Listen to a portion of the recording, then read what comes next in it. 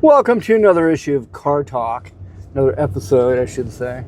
We're not printing reviewer TV, we're recording scenes and episodes. So today I want to talk about the economy of San Diego and why it has gotten so tight. You know, in my perspective, from my day job, passing out flyers for getting tree jobs and whatnot, fire abatement, brush removal, and more higher end kind of residential tree care if possible. San Diego's economy on the surface looks like it can be pretty lucrative, and in fact it can be, but the market for those big jobs that are big money or real money, real jobs is getting tighter and tighter because the homeowners, which are the market that pays for it, are being subsumed by renters. Those blocks and blocks of suburban housing tracts that were once completely covered with homes that only had homeowners in it. The owner of the home was a single family residence.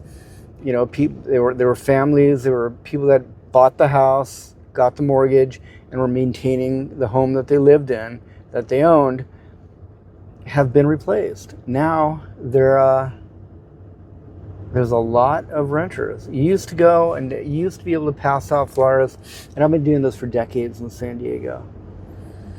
You used to be able to, in the early 90s, late 80s, early 90s when I started, and I was a lot younger, you would never see a renter. You'd go door to door, passing out flyers, hi, do you need any work done? Everybody that you spoke to was a homeowner, and either they wanted to hire you and needed work done, or, they didn't. Either they could afford you or they couldn't. And they tried to do the work themselves. Now, I'm getting a lot of, I'm just a renter. And this is in a house that is probably renting for between $5,000 and $7,000. The average house in San Diego, a single family home will rent for about $1,500 per bedroom. And these are 3 and 4 bedroom houses that I'm talking about. A 2-bedroom house is very, very rare and very small in San Diego when it comes to like the beach communities or the areas that the real work is in. Because if I go into some place that is low income, where the houses aren't that big or aren't that nice, they can't afford any work done. I mean, you'll look at the trees and they might be overgrown. You might look at the yard and everything, and it might be in a real deep state of deferred maintenance.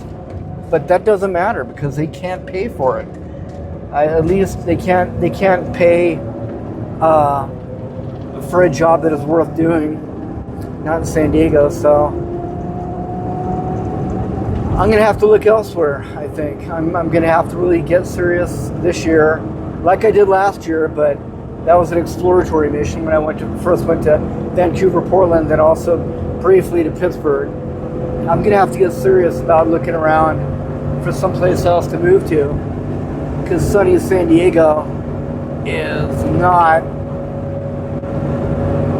meeting the requirements for a livable wage now.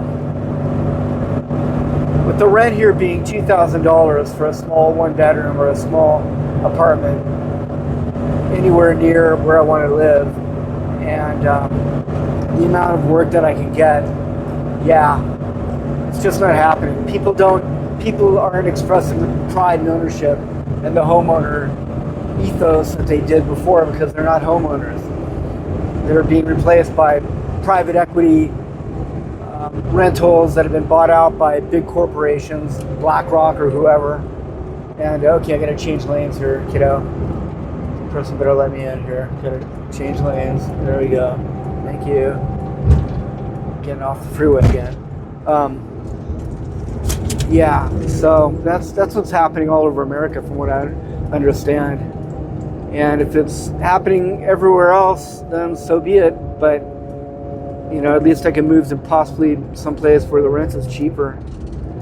And if I'm going to ever buy, at my age, I'm still thinking about buying. I still want to buy. I'd rather just, you know, grow old and go to my grave with a mortgage rather than not. So, oh wow, wobbling out. Sorry about that, guys. I'm gonna switch off now. It looks like I've got the tripod head on my mini tripod here. It's a little bit loose. I'll make an adjustment. But anyways, that's today's car talk. Thank you for tuning in.